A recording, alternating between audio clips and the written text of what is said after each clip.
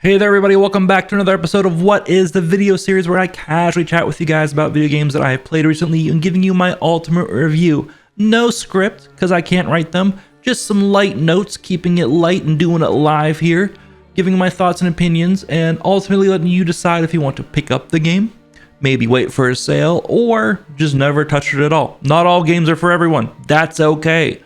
But I'm just here to present facts and opinions and everything the source from my end to let you guys make a better informed decision for yourself. Before we dive into the review, just some housekeeping here. I did receive a review code for this game from Evolve PR. I've had the game for about 5-ish days now, and I have finished it, which is crucial to a review if you finish a game or not, in my opinion. But I think that's everything. I think I've gotten everything taken care of.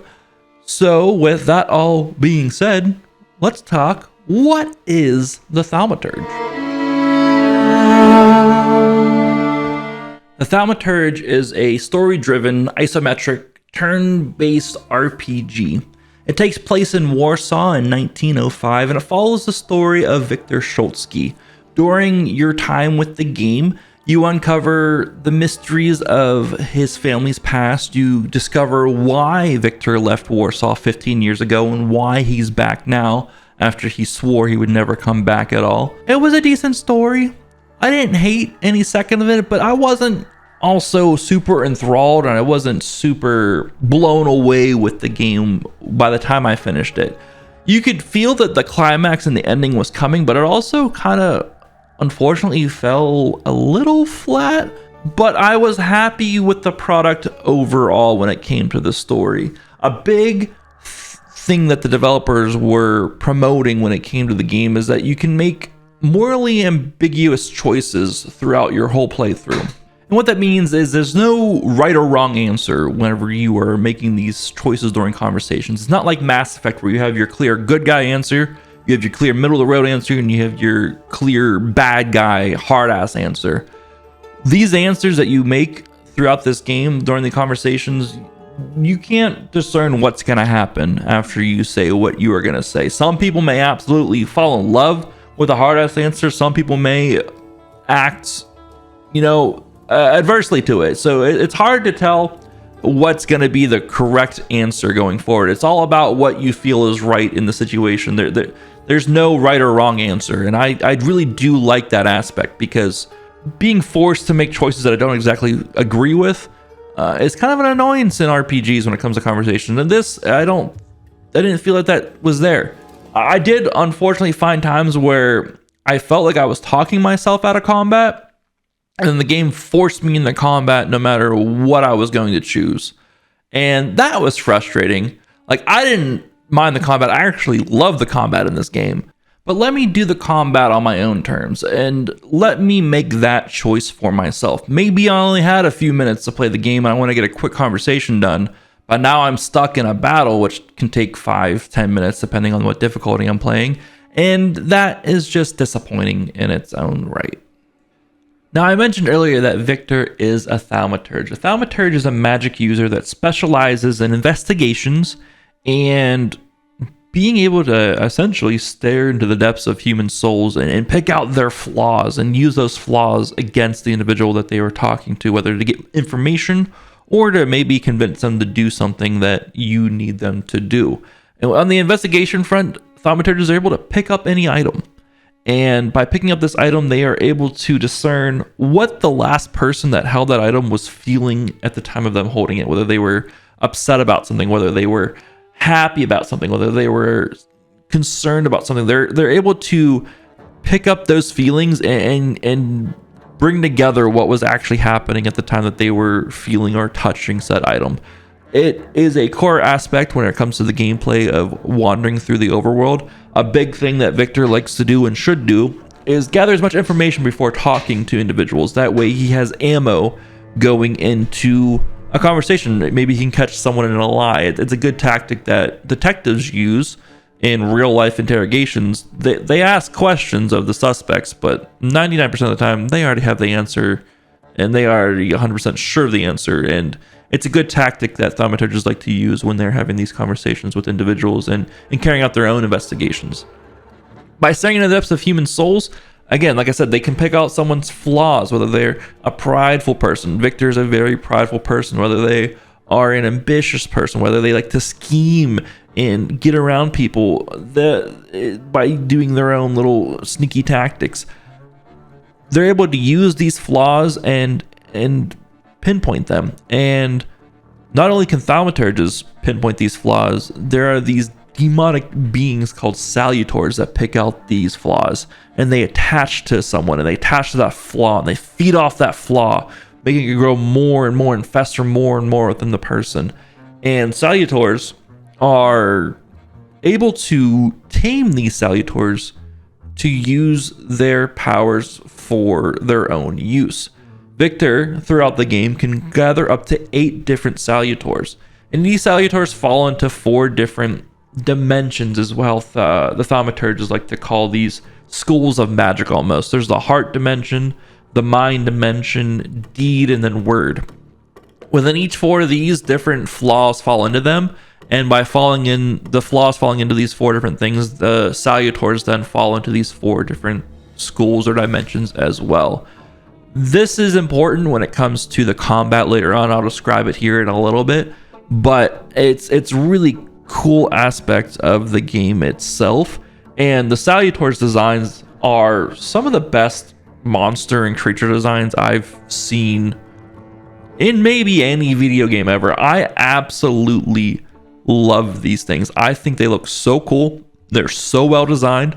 They have that creepy horror aura around them while having so much detail and just looking unique across the board. I absolutely love them. Now, the gameplay can be broken down into, I guess, 3 different sections. You have your conversations, which we already talked about. You have your overworld exploring, then you obviously have combat as you go through the game.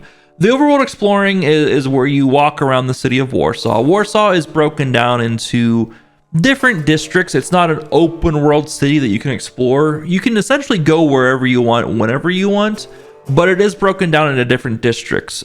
So, to help with the performance of the game itself. It's built on Unreal 5.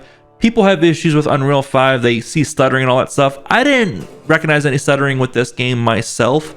I am running on a 2080 Ti, 10900K and 32 gigabytes of RAM just to get my specs out of the way, I guess. I didn't notice any stuttering. There was some texture streaming issues when loading into new districts or new zones. The devs are aware of that and they're working on it, and maybe there'll be a patch by the time that the game actually releases when you're watching this video. But they are aware of the texture streaming issues whenever you're loading the new areas, and then they'll get it fixed. I mean, I'm not too worried about that. But we're talking about gameplay here. The overworld. You are walking through Warsaw. You go from quest to quest. Obviously, you have to work through the city. You have to go through the city to get to where you need to go. But along the way, there are different activities you can do. There's 3 different types of quests, I guess. You have your main quest, you have your side quests, which are some awesome, solid stories, and they give you access to different salutors. So I highly recommend doing your side quest. And then you have your side activities, which show you different places within Warsaw, show you different activities that are going on within Warsaw. Maybe be able to uncover a hidden fighting ring. Maybe be able to find a secret gentleman's club that gathers every so often. Might be able to find someone who's teaching the young kids about this new sport from the UK called football. Some people may be interested in that one. So it gives you an idea of how people spent their time in Warsaw in 1905, how the culture was, what some things were accepted, what things weren't accepted. And it gave a really cool insight into the in general environment and the vibe of the city at the time. And I really did enjoy those. The main quest, obviously, solid. You have your quest objectives that you go to. You use a Thaumaturge's investigative ability to solve the different quests and get the information before going to have your conversations. It's a pretty standard gameplay loop for any RPG, but the side quests, like always, had a little bit more flavor to them than the main quest, if you had to ask me. When it comes to the combat, like I said earlier, this is probably my favorite part of the game, mainly because you get to see the salutors in full display while participating in the combat. It's a pretty simple gameplay loop when it comes to the combat in general, but there are 3 different difficulties modes. There's your story difficulty mode, there is your normal difficulty mode, and then you have your challenge difficulty mode. Story mode, you get hit with a wet noodle, it feels like. You can just autopilot through the combat if you're on story mode difficulty. Normal mode's a little bit more balanced. You do have to think a little bit. On a challenge mode, you definitely have to implement some different strategies when it does come to the combat. And that's the difficulty I ended up playing the most on, was challenge mode, because I do like having that experience of being challenged in video games. I am happy to say that the difficulties did feel proper in this game. There's too many times, and I mention this in every video, where difficulties are either done right or they're done extremely wrong. In this game, it's done right. You don't have to worry about being overwhelmed with too much damage, or the enemies having too much health, or being flooded with too many enemies. It's all manageable as long as you implement the right strategies into your combat. So how does the combat work? You come up against groups of enemies. It's turn-based combat with different rounds. Each ability has a different speed tied to them, whether they pop off the same round you choose it, 2 rounds or 3 rounds from now. Each enemy has a different buff on them, a trait that is tied to the different schools of Thaumaturge magic.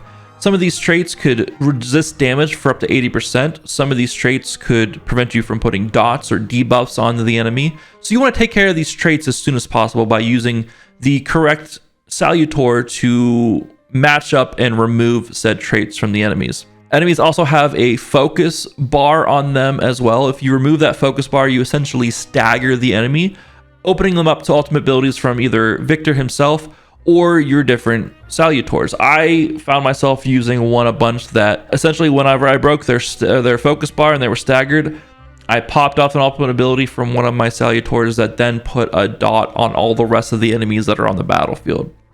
And that felt so good to then just watch their health melt away after each round as we started focus firing each one down. It was a lot of fun. Some of the salutors focus on removing those focus points solely. Some of the salutors can heal you with their abilities, which is super nice because there's no healing items in this game. There's no potions. There's nothing of the sorts like that. So you have to use your salutors that do heal to get your health back up. The downside to this, though, is every time you use it in succession, the healing goes lower and lower. So you have to really be careful in where you place your heals within the combat. And then some other ones have some kiss curse ones where they do some big damage to the enemy, but then it puts a debuff on you. But my favorite combo with that was, do big damage to an enemy, put a debuff on me, and then use one of my other salutors to then take that debuff and put it back on one of the enemies. So it takes the debuff from you and then puts it on the enemy. That was a fun little combo to pull off, using your salutors together to synergize some of the abilities to really do some big damage to the enemies during combat. Another fun and interesting thing, and what I enjoyed about the combat, is as you go through the skill tree, you get these different modifiers for your abilities almost. Some maybe take away extra focus points when you hit an enemy. Some have a chance to roll double damage or triple damage for your abilities. Some have a chance to put debuffs or dots or give you buffs every time you hit with those abilities. And you can put those modifiers on any ability. They don't just tie to specific ones. You can move those modifiers around and really come up with some cool synergies for the combat. And if you're playing on challenging mode, you really need to mess with these synergies to tackle the different combats as you go through the game. And I thought that was a really cool aspect. You can change those however you want. You aren't shoehorned into that. The only thing you can't do is respec your skill tree. I wasn't able to max mine out, so that makes me think that I did miss some side content. I was missing probably 2 or 3 skills total that I wasn't able to max out by the end of my playthrough. But for the most part, you can get whatever you want. So definitely mess around with it. It was a lot of fun to see what I could come up with by the time the game was actually finished. The Thaumaturge was a game that I was super hyped for ever since I saw the first trailer for it drop. I was super into this game, one, because of the trailer and the vibe and the tone that they showed and the salutors they showed. I was hooked right away. But I was also intrigued by this game because Fool's Theory, the developers of the Thaumaturge, are the development team that is going to be behind The Witcher 1 remake, one of my favorite game series of all time. So I was excited to see what this team was capable of, to see if they could bring the heat to do right by one of my favorite video game series ever. And after playing the Thaumaturge, I can say I am cautiously optimistic for the Witcher 1 remake. The Thaumaturge is rough around the edges. It's not a perfect game by any means. Some of the facial animations were stiff. Some of the voice lines came off as flat. But I can kind of forgive some of those things due to the small size of this development team, due to the fact that things don't always get to work out as you maybe expect them to. But overall, you can tell that there's a lot of love in this game. You can tell that there was a lot of care put in this game, and the core is there, and even some of the outer layers are there too. I wouldn't harp too much on the negative, because there is a lot of more good than negative when it comes to this game, for sure. Should you pick it up? That's going to be ultimately on you. If you like story-driven RPGs, if you like narrative games, if you like turn-based combat that give you tactical challenges on the hardest difficulty, this game will be right up your alley. If you like diving into the lore of new universes and stuff, learning about thaumaturges, learning about the salutors and everything of the sorts, this game is going to be right up your alley. It's going to release at $35 for its price tag. It's going to come out on Steam, Epic, Good Old Games, Xbox, and PlayStation 5. I didn't see anything about a Switch port, and I don't know how well this game plays on the Steam Deck, but it would be a vibe of a game to definitely enjoy with a handheld device on the couch while just relaxing there. I hope it works well on a Steam Deck. I don't have one personally to test that for you guys, so I do apologize. The Deluxe Edition is coming in at $45. With the Deluxe Edition, you get some different facial hairs, some different hair styles for Victor himself. You get a new outfit for him to wear in the game. You get the soundtrack for the game. You get some wallpapers for your PC. And you also get an STL file. If you have a 3D printer, you get an STL file to print out one of the salutors in the game, the Golem, which I think is pretty cool. Once I get my 3D printer set up, will be printing the Golem, and I do plan to do a stream or two of me painting the Golem in the future. I love 3D printing stuff. I love painting the things that I print. I just have a massive pile of shame, so I put my 3D printer away for a time being, but I will bust it out just to print the Golem and to paint it on stream. Thank you all so much for watching the video today. I do greatly appreciate it. If you guys could do me a favor and give the video a thumbs up or thumbs down if you didn't like it. Either way, this YouTube algorithm is crazy, and as long as you hit one of those buttons, it helps me out in the long run. Leave a comment down below. This helps me too. Leave me a comment of what your personal flaw is. Mine is I am a procrastinator, and I wait till the last minute to do anything because I suck with time management sometimes. I appreciate you guys so much. Let me know what video games you want me to cover next in terms of reviews, and I will try to get a code early potentially, or just do it whenever I can get around to it. I'll see you guys in the next one. Bye-bye.